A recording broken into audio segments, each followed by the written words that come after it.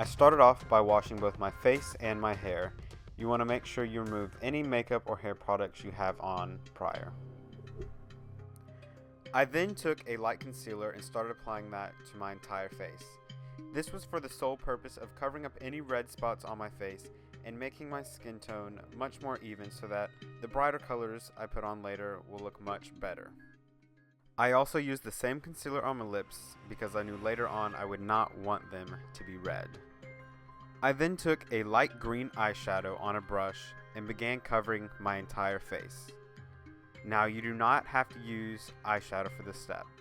You can use any sort of water activated, alcohol activated, or even cream makeups that you have. I chose to use eyeshadow to show y'all that you don't have to use any fancy makeup. You can use stuff that you find at your local drugstore and get pretty much the same effect. If you do use eyeshadow like me, you will have to go over it several times to get the color that you desire. Make sure you don't forget to get your ears, your eyelids, and you also want to bring it down your neck as well. You want to bring it down as far as you plan on having the color. You probably won't achieve a perfectly even color, but that's okay because we're going to be adding plenty on top of this.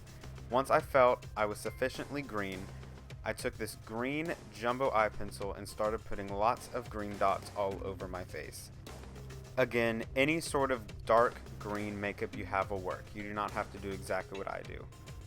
I tried to bring some of these dots up onto my scalp and keep bigger dots around the edges of my face and get slightly smaller in towards the middle.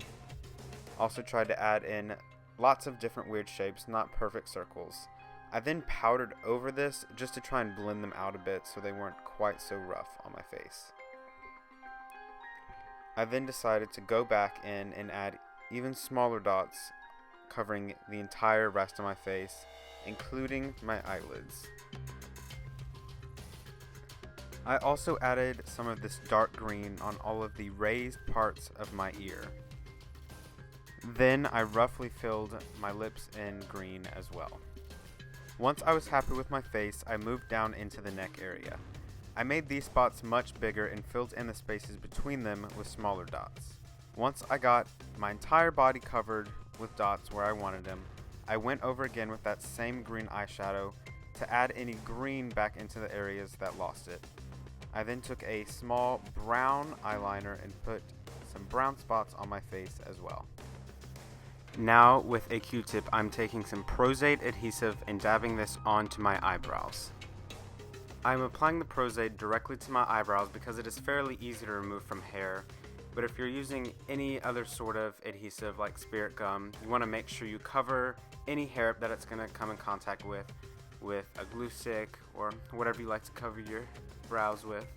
I then take the Pros-Aide and put it everywhere else that I plan on putting the moss, which is mostly facial hair area, and then taking this moss that you can find at any sort of craft store like Michael's or Hobby Lobby. I'm crumpling it up with my fingers and applying it to everywhere that I put the adhesive. Now that I have a nice face full of mossy goodness, I took that same moss and I just started putting it in my hair. My basic process for this was just messing my hair up as much as I possibly could. I also took some of these little branches that I found and shoved them in there as I liked.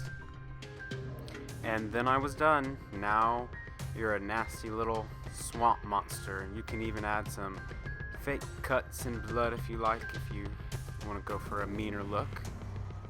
And that's pretty much it. I hope you guys enjoyed this tutorial. And as always, please subscribe to my channel and check out some of my other videos. And I'll see you guys next time.